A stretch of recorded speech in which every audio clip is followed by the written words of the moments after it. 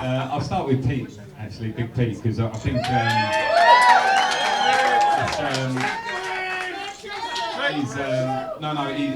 we all know what a great goalkeeper is, and he was a fantastic pro. And I've got to say, last year I felt for him because I know as you get a bit older in football, sometimes you have to take things in the chin that you wouldn't have done when you're sort of mid-20s. And but I think what Peter did last year was hold himself with so much dignity, perform when he came in, and I don't think there's many situations where, you know, as a group of Chelsea fans, we will say, fair enough, good luck at Arsenal.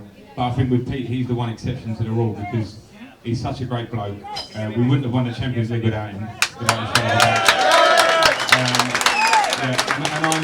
I know that from speaking to Pete for however many years we were at the club, particularly the sort of middle and back years that we were there, both our ambitions were to stay at Chelsea, and Pete took Chelsea to his heart, so that will never change. Yeah, brilliant. JT,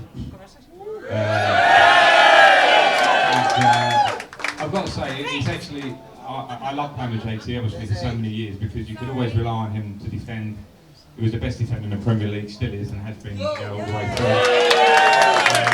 And not only that, can play left foot, right foot, leads from the dressing room out to the pitch. And I was delighted, and I actually appreciated John almost even more from the outside last year, because I'd sit and watch games, and you watch with a different viewpoint, obviously, when you're not playing them. And the amount of time John was in the right position at the near post, heading it away, or when the team were playing a little bit crap, and John was the one that was keeping a clean sheet and, you know, grinding out results. So much comes from John. So he's an all-time great. I don't need to tell anyone that. Didier Drogba is my man. Him and John personally are the ones that I would really put up there because of their influence, not only on the pitch but in the dressing room. Didier was a monster on the pitch, always performed in the big games. Was a delight to play with as a midfield player because he'd always make the runs, the right runs, and you find him, and then he'd finish. And then he was a massive link in the dressing room because in the modern day dressing room it's different, I think, from my early days, and obviously Bobby's probably pretty much a group of English players sitting in the dressing room when you played, or British.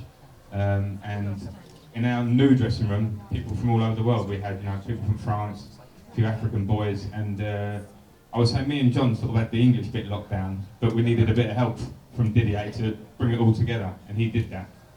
So not only was his influence on the pitch, but off the pitch. So them three are amazing. I could talk all night about them. They're absolute legends, great lads, and they feel the club like we all do.